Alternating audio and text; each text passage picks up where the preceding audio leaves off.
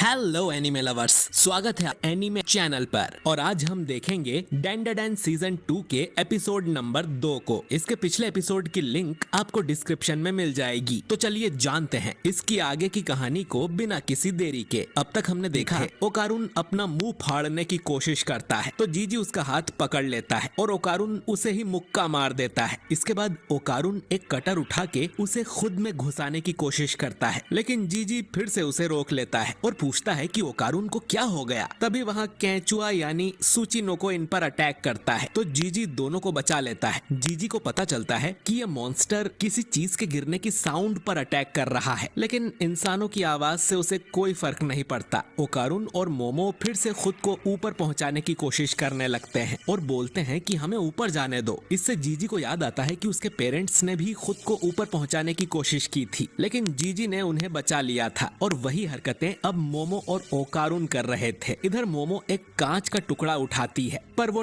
Turbo granny में जा लगता है। टर्बो जीजी से कहती है कि जल्दी से इन दोनों के हाथ बांध दो। जीजी तुरंत दोनों के हाथ बांध देता है और पूछता है कि ये लोग ऐसा क्यों कर रहे हैं। तो टर्बो कहती है कि ये सब उस सुचिनोको की साइकिक वेव्स की वजह से हो रहा है। वो साइकिक वेव्स निकालकर घर के अंदर के लोगों को मारने की कोशिश कर रहा है। जीजी समझ जाता है कि इन वेव्स की वजह से ही उसके पेरेंट्स का वो हाल हुआ था, लेकिन जीजी पर इसका कोई असर क्यों नहीं हो रहा। टर्बो कहती है कि तुम्हें अभी तक पता नहीं चला। इसके बाद मोमो अपनी पावर्स का इस्तेमाल करने लगती है। जीजी उसके सामने आ जाता है जिससे उसकी एक आंख में चोट लग जाती है और वो देखता है कि सुचिनोको ने उन्हें ढूंढ लिया था। जीजी अब मोमो, ओकारुन और टर्बो को उठाकर यहाँ से भागने लगता है और वो इस घर से भी बाहर निकल जाता है। वो सीढ़ियों से फिसल भी जाता है लेकिन हार नहीं मानता और मोमो और ओकारुन को पकड़े रखता है और उनसे कहता है कि होश में आओ। तभी जीजी देखता है कि उनके और सुचिनोको के बीच वो भूत आ गया था जिसे जीजी अपने घर में कई बार देख चुका है। अब मोमो और ओकारुन भी अपने होश में आ गए थे और वो पूछते हैं कि ये चड्ढी वाला भूत कौन है। टर्बो ग्रैनी इनसे कहती है कि उसकी आंखों में मत देखो, उसका नाम ईविल आई है। उसकी बुरी नजर लोगों को पागल कर देती है और वो लोग खुद को ऊपर पहुंचाने की कोशिश करने लगते हैं। यानी कि सुचिनोको की साइकिक वेव्स और इसकी बुरी नजर एक दूसरे को कैंसिल कर रही थी, जिससे ये लोग अपने होश में आ गए थे। मोमो अब ओकारुन से कहती है कि वो सुचिनोको पर अटैक करे और ओकारुन ट्रांसफॉर्म होकर फुल थ्रॉटल अटैक करता है और एक गोली की तरह सुचिनोको की गर्दन को काट देता है, लेकिन उसका सिर वापस से उग जाता है और वो इन पे अटैक करने लगता है। तो ये लोग यहाँ से भागने लगते हैं, लेकिन जीजी के सामने वो ईविल आई आ जाता है जिससे वो उसकी आंखों में देख लेता है और हमें ईविल आई की बैक स्टोरी देखने को मिलती है। हम एक बच्चे को देखते हैं जिसे एक कमरे के अंदर बंद किया हुआ था। ये बच्चा खिड़की से बाहर देखता है कि 3 बच्चे आपस में खेल रहे थे और डांस कर रहे थे। ये देख उस बच्चे का भी मन होता है और वो कमरे में डांस करने लगता है, लेकिन वो अकेला था और भूख प्यास से पूरा सूख गया था। इस बच्चे को यहाँ पर कीतो फैमिली ने बंद किया था क्योंकि वो ज्वालामुखी में इसकी बलि देने वाले थे। वो लोग इसे खंबे के सामने बांध देते हैं और ज्वालामुखी की आग में ये बच्चा जल जाता है। वो बच्चा मन में सोचता है कि वो तो बस बाकी बच्चों के साथ खेलना चाहता था। अगली सुबह उसकी बॉडी को कौवे खाने लगते हैं और हम देखते हैं कि वो बच्चा अब भी जिंदा था। कुछ देर में उसकी मौत हो जाती है और वो एक आत्मा बन जाता है। इसके बाद वो यहाँ एक फैमिली को देखता है। फैमिली में जो बच्चा था वो इस आत्मा को देख पा रहा था और कुछ दिनों में उस बच्चे के पेरेंट्स मर जाते हैं। कई सालों बाद यहाँ दूसरी फैमिली रहने आती है। उसका बच्चा भी इस आत्मा को देख पा रहा था और थोड़ी देर में उसके पेरेंट्स भी दुनिया छोड़ देते हैं। अगली फैमिली का बच्चा भी इस आत्मा को देख लेता है और अपने फादर से कहता है कि यहाँ एक भूत है, लेकिन वो उसका यकीन नहीं करते कि ऐसी कोई चीज नहीं होती। ये आत्मा अब उस बच्चे के सामने नाचने लगता है, ये बताने के लिए कि वो बुरा नहीं है। और फिर इस बच्चे के पेरेंट्स भी दुनिया छोड़ देते हैं। आत्मा नोटिस करता है कि इस घर के नीचे कुछ है और शायद वही इन लोगों को मार रहा है। अब कीतो फैमिली वाले सोचते हैं कि हमें इस बच्चे का क्या करना चाहिए। तो फैमिली हेड बोलती है कि हम इसे ज्वालामुखी को बलि चढ़ा देंगे, इस घर के साथ इस बच्चे को भी दफना दो। इसके बाद जेसीबी से पूरे घर को मिट्टी में दबा दिया जाता है और ये लोग हर घर के साथ ऐसा ही करते चले गए। इसीलिए जीजी का घर इतनी ऊंची पहाड़ी पर है क्योंकि उसके नीचे ढेर सारे पुराने घर दबे हुए हैं। वो लोग उस बच्चे को कुर्सी से बांधकर घर के साथ ही दफन कर देते हैं। आत्मा उसे बचाने की बहुत कोशिश करती है पर वो कुछ भी नहीं कर पाता। फिर ये आत्मा कसम खाता है कि मैं उन्हें कभी भी माफ नहीं करूंगा, मैं उन सबको मार दूंगा। और इस कसम के साथ ही ये आत्मा से भूत बन जाता है जिसका नाम है ईविल आई। ईविल आई ने जीजी को जकड़ लिया था। मोमो उसे छुड़ाने की कोशिश करती है तो जीजी कहता है कि ये भूत बुरा नहीं नहीं है। इस बेचारे को भी कीतो फैमिली ने मार दिया था। इसके बाद जीजी सबसे नीचे वाले घर की तरफ जाने लगता है जहाँ इविल आई की बॉडी बंधी हुई है। जीजी समझ गया था कि इविल आई अब तक उसे बचाने की कोशिश कर रहा था क्योंकि उसकी बुरी नजर की वजह से सुचिनोको की साइकिक वेव का असर जीजी पर नहीं हो रहा था। मोमो देखती है कि यहाँ तो सदियों पुराने घर दफन है। जीजी अब उस पहले घर तक पहुंच जाता है जिसके खंबे पर इविल आई की बॉडी बंधी हुई है। टर्बो ग्रैनी जीजी से कहती है कि उसके पास मत जाओ, वो एक भूत है जो इंसानों को पागल कर देता है, उस पे भरोसा नहीं कर सकते। जीजी कहता है कि ये बिल्कुल हमारे जैसा है और इसने बहुत दर्द सहन किया है। तभी सुचिनोको इन पर बिजली से अटैक करने लगता है और अपने मुंह से किसी तरह का लिक्विड भी निकालता है जो कि बहुत चिपचिपा था। वहीं ओकारुन तो ऊपर पड़ा हुआ था, उसका शरीर पैरालाइज हो गया था और वो हिल भी नहीं पा रहा था। इधर जीजी को इविल आई अपने वश में करने लगता है। जीजी को इविल आई का बचपन वाला रूप दिखता है। जीजी उससे माफी मांगता है। इविल आई कहता है कि मैं खेलना चाहता हूँ। जीजी बोलता है कि ठीक है, मैं तुम्हारे साथ खेलूंगा, पूरी जिंदगी में तुम्हारे साथ रहूंगा, जब तक तुम चाहो तब तक। इविल आई अब मुस्कुराते हुए कहता है कि मैं यही तो सुनना चाहता था। और अब वो जीजी के शरीर को पूरी तरह से पजेस करने लगता है जिससे जीजी अपना सिर पकड़ के चिल्लाता है। टर्बो कहती है कि मैंने तो पहले ही कहा था तुम्हें इविल आई पर भरोसा नहीं करना चाहिए। इन्हें फिर बिजली का झटका लगता है और सुचिनोको इन्हें ढूंढते हुए यहाँ आ गया था। वो मोमो को खाने ही वाला था कि जीजी यहाँ आके उसे एक जोरदार मुक्का मारता है। इसके बाद वो एक लात मार के उस मॉन्स्टर को दूर फेंक देता है। ये अब जीजी नहीं बल्कि उसके शरीर में इविल आई था। वो कहता है कि आखिरकार मुझे यह शरीर मिल ही गया, अब मैं सारे इंसानों को खत्म कर दूंगा। मोमो पूछती है कि उसे क्या हो गया, तो जीजी उसे ही लात मार देता है। इविल आई टर्बो ग्रैनी से बोलता है कि तुम भी तो एक भूत हो, इंसानों ने तुम्हें अपना गुलाम बना लिया क्या? टर्बो ग्रैनी उससे कहती है कि जबान संभाल के बात करो वरना मार मार के चटनी बना दूंगी। मोमो जीजी को होश में आने को बोलती है। वो इविल आई कहता है कि ये शरीर अब मेरा हो गया है और अब मैं सभी इंसानों को नर्क की सैर करवाऊंगा। तभी सुचिनोको इन पर फिर से बिजली के अटैक करने लगता है तो इविल आई अपने आसपास एक शील्ड बना के उससे बच जाता है। इविल आई कहता है कि इस शापित घर में कई सारी आत्माएं फंसी हुई हैं। वो उन सबको मिलाकर एक बॉल बना लेता है और उससे सुचिनोको को मारने लगता है। अब सुचिनोको जमीन में छेद करके यहाँ से भाग जाता है। मोमो पूछती है कि इविल आई ने जीजी को ही पजेस क्यों किया, जिस पर टर्बो बोलती है कि क्योंकि वो लाखों में एक है। तुम्हारी दादी भी तो उसे बार बार जीनियस बुला रही थी। असल में जीजी के शरीर में बहुत ज्यादा स्पिरिचुअल पावर है, यानी कि वो एक बहुत अच्छा वेसल है। अगर टर्बो ग्रैनी का बस चलता तो वो भी उसे पजेस कर लेती। मोमो बोलती है कि जीजी बचपन में तो ऐसा नहीं था। तो टर्बो कहती है कि सबकी पावर अलग अलग समय पर अवेकन होती है। मोमो की स्पिरिचुअल पावर भी तो हाल ही में अवेकन हुई है। इविल आई अब उस बॉल से मोमो पर ही अटैक कर देता है। मोमो उसे रोक तो लेती है लेकिन फिर इविल आई उसे मुक्का मार देता है। इसके बाद इविल आई उस बॉल को मोमो के चेहरे पे मारने लगता है लेकिन तभी ओकारुन यहाँ आकर बीच में अपनी टांग अड़ा देता है और बोलता है कि अबे साले तेरी हिम्मत कैसे हुई मोमो को मुक्का मारने की, मैं तुझे छोड़ूंगा नहीं। और ये एपिसोड यहीं पर खत्म हो जाता है। तो दोस्तों अब ओकारुन और इविल आई की लड़ाई में कौन जीतेगा जानने के लिए अगला एपिसोड बिल्कुल भी मिस मत कीजिएगा। वीडियो अच्छा लगा हो तो इसे लाइक और शेयर कीजिए और अगर आप हमारे एनिमे पर नए हैं तो हमारे चैनल को सब्सक्राइब करके बेल आइकन जरूर दबाइए। मैं मिलता हूँ आपसे बहुत ही जल्द अगले वीडियो के साथ।